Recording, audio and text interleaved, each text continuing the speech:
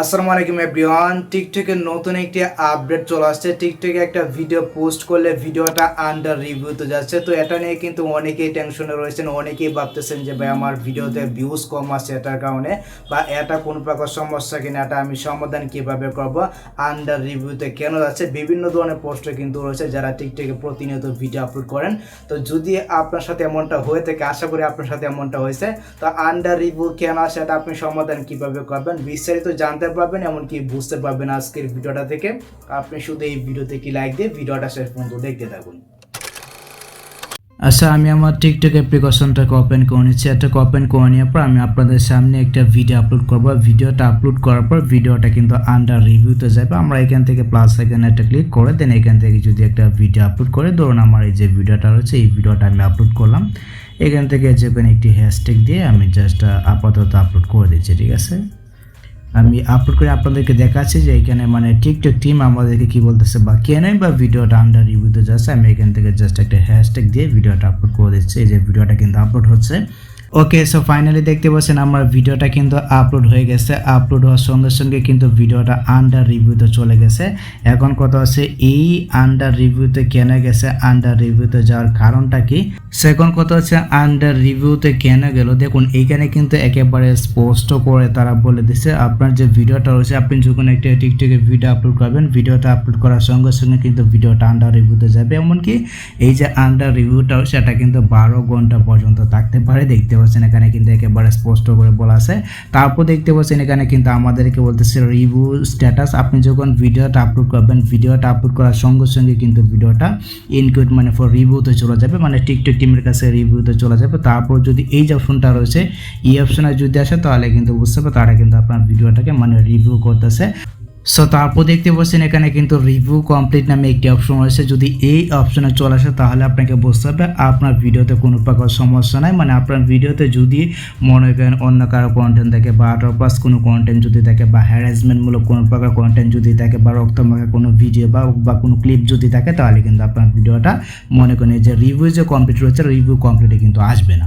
মানে আপনার ভিডিওটা কিন্তু আন্ডার রিভিউতে চলে যাবে বা আপনার ভিডিওটা কিন্তু রিমুভ করে দেবে টিকটক টিভি। এমনকি আপনার ভিডিওটার কারণে কিন্তু আপনার টিকটক আইডিতে কমিউনিটি গাইডলাইন স্ট্রাইক কিন্তু চলে আসবে। ঠিক আছে, আর যদি মনে করেন আপনার ভিডিওতে কোনো প্রকার সমস্যা না থাকে তাহলে কিন্তু আপনার ভিডিওটা এই যে জাস্ট এই যে অপশনটা হচ্ছে এই অপশনে কিন্তু চলে আসবে এবং আপনার ভিডিওটা কিন্তু ফাইনালি আপলোড হয়ে যাবে।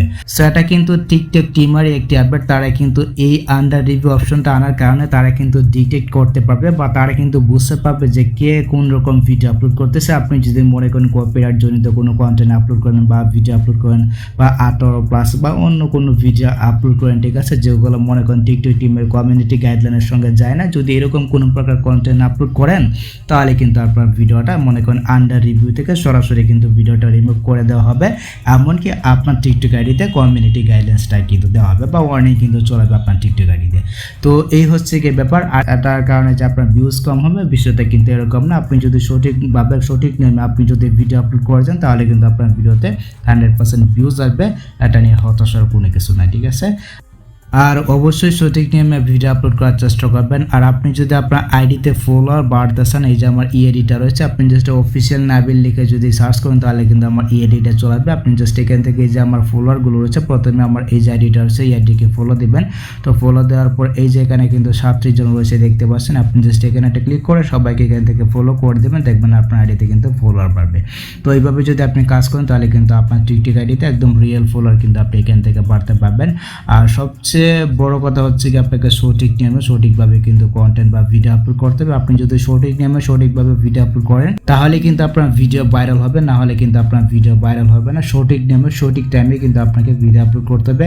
আর যেই ভিডিও আপলোড করবেন না কেন মানে এক ক্যাটাগরির ভিডিও কিন্তু আপনাকে আপলোড করতে হবে। আপনি যদি মনে করেন এখন একটা ডান্সের ভিডিও আপলোড করলেন, তারপর একটা ফানি ভিডিও আপলোড করলেন, তাহলে কিন্তু হবে না। ঠিক আছে, মানে যেটাই করেন না কেন একরকম কন্টেন্ট কিন্তু আপনার টিকটক আইডিতে আপলোড করতে হবে। তাহলে কিন্তু মনে করেন আপনার ভিডিওগুলো ফর ইউতে যাবে এবং আপনার ভিডিওতে ভালো ভিউজ পাবেন, ভালো ভিউ কিন্তু পাবেন। ঠিক আছে, সো এই হচ্ছে কি ব্যাপার। আশা করি গাইস আমি আপনাদেরকে বুঝতে পেরেছি টিকটক ভিডিও আপলোড করার পর আন্ডার রিভিউ অপশনটা কেন আসে, বা যদি এটা আসে তাহলে আপনি এটা কিভাবে রিমুভ করবেন। এটা কিন্তু রিমুভ করা যাবে না, এটা টিকটকের একটি নতুন আপডেট।